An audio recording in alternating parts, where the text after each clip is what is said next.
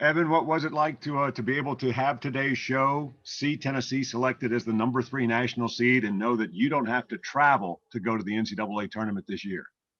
It was actually a relaxing feeling. 2 years ago, it was we were kind of on the bubble, and we couldn't really enjoy it because we were a little nervous, a little anxious. But this time, it was, we kind of could relax and enjoy the show. But I really like the way our regional looks out, and I think a lot of our guys are excited to get this thing going. Yeah, Evan, just with this past week in Hoover, what do you think you all maybe learned about yourselves or you can take from that experience heading into this weekend? I think we did a good job building on certain things. We saw a couple of arms like Camden Sewell. He's going to be able to help us out in big situations. We our lineup did some damage against some really big arms in our conference. So I think we have a lot of positives going into this weekend, and I think we've done it all year, and I think we've prepared all year, and I don't think that there's a more prepared conference than the SEC. So I think we have an advantage in that aspect. Go to Troy next, and then Mike. Evan, not like this group needs any more motivation after what occurred Sunday, but does it give you a little bit of extra fuel knowing that Wright State and Liberty are in the regional, considering Wright State beat you last year and Liberty was the one that put you all in the losers bracket in the regional 2 years ago? It's easy to use that as fuel, and in this game it's so hard because we can either use it as motivation, or we can tense up a little bit and want to throw the first punch and want to try too hard, because this game is, if you try too hard, it'll bite you in the tail, and it's just, we have to balance it. But I think we have a lot of guys just relaxed and confident.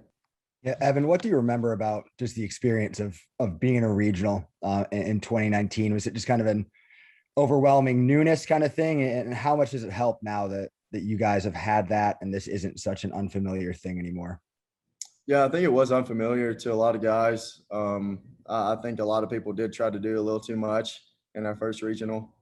But I do remember that we came in and we got punched in the mouth, and we didn't really respond in the way that a good team should have. But, I think it really helps that we're hosting this regional, and I think it helps that we got a lot of big wins, a lot of close win games under our belt, and I think we're a little more prepared than we were last time. Give me a second, guys. I'm going to let a few more people in here. We'll go to back to John next. So go ahead, John.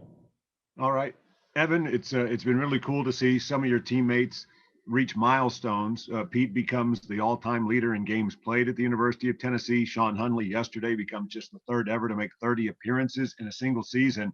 What's it like that guys that you've been step for step with in your experience in Tennessee are now right at or near the top of some records? We got a lot of veterans on this team that are finally getting recognition that they deserve. Pete Durkee, he's grinded as much as anyone on this team. For some reason, that dude always finds a way to get in the lineup and produce. And Sean Hunley, hats off to him. He's probably got a rubber arm by this point. But we expect him to be ready for any game. He wants the ball, and I'm assuming that we're going to have a lot more outings with Sean Hunley on the mound. So he should just be ready to set some more records. All right, go to Ben next, and then Mike. Yeah, Evan, I wanted to ask you two questions about the lineup. With the lineup, how easy is it for you, or maybe not easy, but how much better is it when Pav and Luke and Pete are hitting the way that they did this past week? What does that do for the top of the lineup? It can make Liam, Ferg, and Rucker, them three, it can make them relax a little bit, because there have been games where they've had to produce and, do most of the damage for us to succeed. But, having a dangerous bottom of the lineup, middle, it can help. It can make an entire pitching staff for an opposing team. It can make them pretty frustrated. I've been on the other side of seeing a dangerous lineup 1 through 9. So, seeing guys at the bottom of the lineup, most of the time they have a bad name for the bottom of the lineup. But I think we could flip it and do just as well. So I think that shows that we've got a pretty good lineup top to bottom. And, whenever Pav, Luke, and, Pete are rocking on all cylinders, and then, Jordan Beck's bringing some power that not many people can, it can be pretty fun to watch. And then I wanted to ask you about Kyle Booker, the kid's 2 for 3 off of Kevin Kopps as a true freshman. Just what do you think allows him to be able to go in there in those moments and be able to have success against a guy who may win National Pitcher of the Year? He's got very, very quick hands. His talent level is, off the charts. I think him going in there and being able to be relaxed and stay composed, I think that was the key for him having success off that guy. The matchup's also good. We kind of like lefties against him. It kind of works in their favor. But it builds a lot of confidence having a guy be able to come off the bench against him, because who knows, we could see him in a bigger moment. And having a guy that kind of has his number for the most part, it's a good thing to have. We'll take 2 more for Evan. We'll go to Troy and then Mike. Or Mike, sorry, you're next, and then Troy. Come on, Sean. Evan could do this better than you, just like he's going to do media better than Tony. Yes. What was it like, I guess, getting back to Lindsey Nelson yesterday, seeing kind of all those extra bleachers set up, and just kind of, I guess, that feeling that things are ramping up toward a home regional this time around? There's no place like home. It is pretty exciting that we get to bring the regional to Knoxville.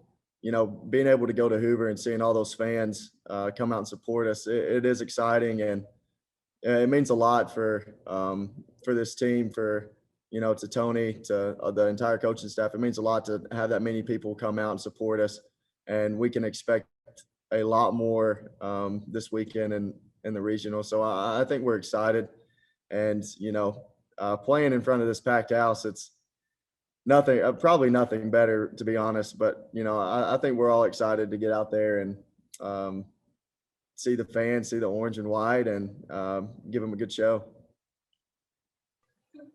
Yeah, you mentioned that as somebody who grew up watching this program, loving this program, and then joining this program, and it was kind of down. Did you ever envision that here in your senior year to be hosting a regional?